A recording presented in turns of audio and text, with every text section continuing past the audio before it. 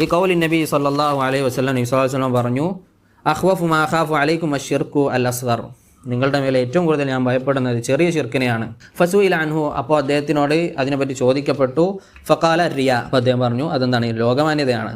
റവാഹുൽ ഇമാം അഹ്മദ് വത്തബറാനി വൽ ബൈഹഖി. അമ്മ ഷിർക്കുൽ അസ്ഗർ, ചെറിയ ശിർക്ക് എന്ന് പറഞ്ഞു കഴിഞ്ഞാൽ, ഫഹുവ മാ സബത ബിൻ നുസൂസി മിനൽ കിതാബി വസുന്ന തസ്മിയത്തുഹു ഷിർക്ക.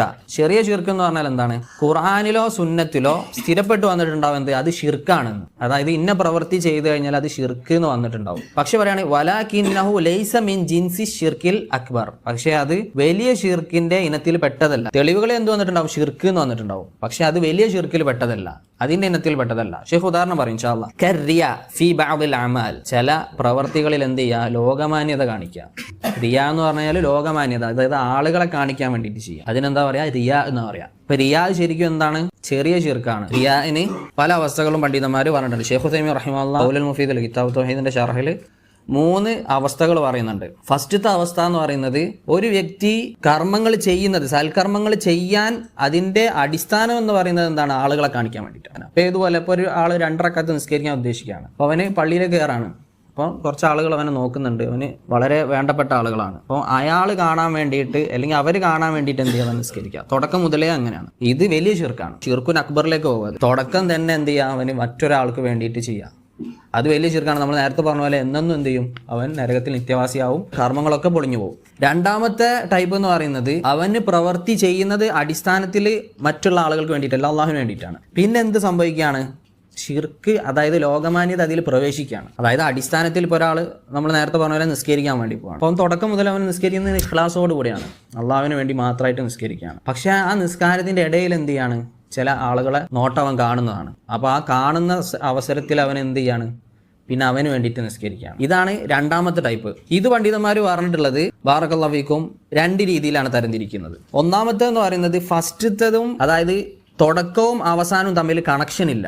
ഫസ്റ്റത്തെ ടൈപ്പ് എന്ന് പറഞ്ഞു കഴിഞ്ഞാൽ ഫസ്റ്റത്തതും അവസാനത്തതും ഫസ്റ്റത്തും തമ്മിൽ ഒരു കണക്ഷനും ഇല്ല. ഏതുപോലെ ഷെയ്ഖ് ഉസൈമീൻ റഹിമഹുല്ലാഹ് പറയണം, ഒരാളെ ഇപ്പോൾ 100 ദിർഹംസ് 100 റിയാൽ ഉണ്ട്, അവൻ എന്ത് ചെയ്തു, 50 സ്വതക്ക കൊടുത്തു, ആദ്യം കഴിഞ്ഞു, അള്ളാഹുവിന് വേണ്ടിയിട്ട് തന്നെ ഇഖ്ലാസോട് കൂടെ സ്വതക്ക കൊടുത്തു കഴിഞ്ഞു. എന്നിട്ട് എന്ത് ചെയ്തു, വേറൊരു 50 ഉണ്ട്, അത് സ്വതക്ക കൊടുക്കുന്ന സമയത്ത് എന്തോ സംഭവിച്ചു, ഈ പറഞ്ഞിട്ടുള്ള ലോകമാന്യത ഉണ്ടായി. അങ്ങനെയാണെന്നുണ്ടെങ്കിൽ എന്താണ് വിധി, ഫസ്റ്റത്തത് ശരിയാണ്. കാരണം രണ്ടും കണക്ഷൻ ഇല്ല. 100 അവൻ്റെ ഉള്ള എന്താണ്, ആദ്യം 50 കൊടുക്കാം പിന്നെ 50 കൊടുക്കാന്നാണ് അവൻ്റെ ഉദ്ദേശം. അപ്പോൾ ഫസ്റ്റത്തത് അവൻ്റെത് ശരിയായിരിക്കും, അത് അള്ളാഹുവിന് വേണ്ടിയിട്ടുള്ള ഇബാദത്തായിരിക്കും. രണ്ടാമത്തത് എന്തായിരിക്കും, അത് ഷിർക്കായിരിക്കും. അപ്പോൾ ആദ്യത്തത് ശരിയാണ്, രണ്ടാമത്തത് എന്തല്ല, ശരിയല്ല, രണ്ടാമത്തത് ഷിർക്കാണ്. ഇനി ഇബാദത്തുകൾ ഏതെങ്കിലും ഒരു സൽക്കർമ്മം അത് പരസ്പരം കണക്ഷൻ ഉണ്ട് എന്ന് വിചാരിക്കാം. അപ്പോൾ ഏതുപോലെ പലർക്കും നമുക്ക് എല്ലാവർക്കും അറിയുന്നത് എന്താണ്, നിസ്കാരം പോലെ. നിസ്കാരം എന്ന് പറഞ്ഞു കഴിഞ്ഞാൽ ഒരു 2 റക്അത്തുള്ള നിസ്കാരമാണെങ്കിൽ ആദ്യത്തെയും രണ്ടാമത്തെ റക്അത്തിന് കണക്ഷൻ ഉണ്ട്. ഇത് 2 രീതിയിലാണ് വരിക. ഒന്നാമത്തത്, ഒരു വ്യക്തി നിസ്കരിക്കുന്ന സമയത്ത് എന്ത് ചെയ്യാം, അവന് റിയാ വരാം. അപ്പോൾ നമ്മൾ പറഞ്ഞാൽ ആദ്യം എങ്ങനെ തന്നെയാണ് നിസ്കരിക്കാൻ തുടങ്ങിയത്, അള്ളാഹുവിന് വേണ്ടിയിട്ടാണ്. പക്ഷെ രണ്ടാമത്തെ റക്അത്തിൽ എത്തിയ സമയത്ത് എന്ത് ചെയ്തു, റിയാ വന്നു തുടങ്ങി. പക്ഷേ ആ വിചാരം വന്ന സമയത്ത് തന്നെ അവൻ എന്ത് ചെയ്യാൻ തുടങ്ങി, അതിനെതിരെ പോരാടാൻ തുടങ്ങി. കാരണം മനസ്സിൽ പല രീതിയിൽ എന്താ തോന്നലുകൾ എന്ത് ചെയ്യും, ശൈത്താൻ കൊണ്ടുവരും. നോക്കുന്നുണ്ട്, നന്നാക്കിക്കോ നിസ്കാരം, കുറച്ചും കൂടി ഉഷാറായിക്കോ, കുറച്ചും കൂടി കൂടുതൽ സുജൂദ് ചെയ്തോ, എന്ത് ചെയ്യും, ശൈത്താന് ഭംഗിയാക്കി കാണിപ്പിക്കും പലതും. അപ്പോൾ അവൻ എന്ത് ചെയ്യാണ്, ഈ ഇങ്ങനത്തെ വസ്വാസുകൾ വരുന്ന സമയത്ത് അപ്പം തന്നെ അവൻ സ്ട്രോങ് ആയിട്ട് അതിനെ എതിർക്കാണ്. നഊദു ബില്ലാഹി ശൈത്താൻ റജീം എന്നൊക്കെ പറഞ്ഞിട്ട് 3 പ്രാവശ്യം ഇടത്തെ ഭാഗത്ത് ചെറിയ രീതിയിൽ സ്പ്രേ പോലെ തുപ്പിയിട്ട് അവൻ എന്ത് ചെയ്യാണ്, അതിനെ ഒഴിവാക്കാണ്. അങ്ങനെയാണെന്നുണ്ടെങ്കിലോ അവൻ്റെ ഇബാദത്ത് സ്വഹീഹാണ്. മനുഷ്യൻ എന്താണ്, മനുഷ്യ സഹജമായിട്ട് ചിലപ്പോൾ ഇങ്ങനെ പിശാച് എന്ത് ചെയ്യും, ഉപദ്രവിക്കാൻ വരും, പ്രയാസം ഉണ്ടാക്കാൻ വരും. അപ്പോൾ അവൻ എന്ത് ചെയ്തിട്ടുണ്ട്, അതിനെതിരെ പോരാടിയിട്ടുണ്ട്. അങ്ങനെയാണെന്നുണ്ടെങ്കിൽ എന്തില്ല, അവന് പ്രശ്നമില്ല, അവൻ്റെ ഇബാദത്ത് ഇൻഷാ അല്ലാഹ് സ്വഹീഹാണ്.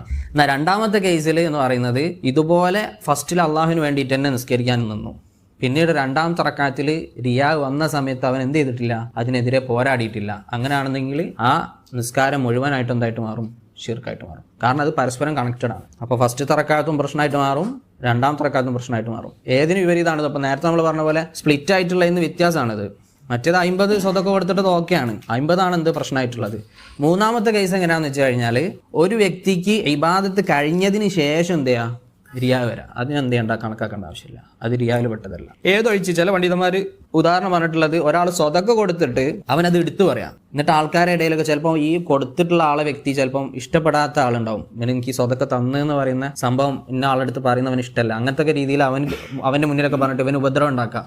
അങ്ങനെ ചെയ്ത് കഴിഞ്ഞാൽ ഷെയ്ഖ് ഉസൈമീൻ റഹിമഹുല്ലാഹ് പറയുന്നുണ്ട്, എന്ത്, അത് അവൻ്റെ കർമ്മം പൊളിക്കും, എങ്ങനെ ചെയ്തത് എടുത്തു പറയുന്നത് പാപമാണ്. ആ പാപം എന്ത് ചെയ്യും? ഈ ചെയ്ത സൽക്കർമ്മത്തിന് പൊളിച്ചു കളയും. അതാണ് അല്ലാഹു സുബ്ഹാനഹു വ തആല എന്ത് പറഞ്ഞിട്ടുള്ളത്? യാ അയ്യുഹല്ലദീന ആമനൂ ലാ തുബ്തിലൂ സ്വദഖാതികും ബിൽ മന്നി വലദ. നിങ്ങൾ എന്ത് ചെയ്യരുത്? മന്നും അതുകൊണ്ടും നിങ്ങൾ എന്ത് ചെയ്യരുത്? നിങ്ങളുടെ സ്വതക്കകളെ ബാത്തിലാക്കി കളയരുത്, പൊളിച്ച് കളയരുത് എന്ന്. മന്നു അതെന്ന് പറഞ്ഞാൽ ഇതാണ്.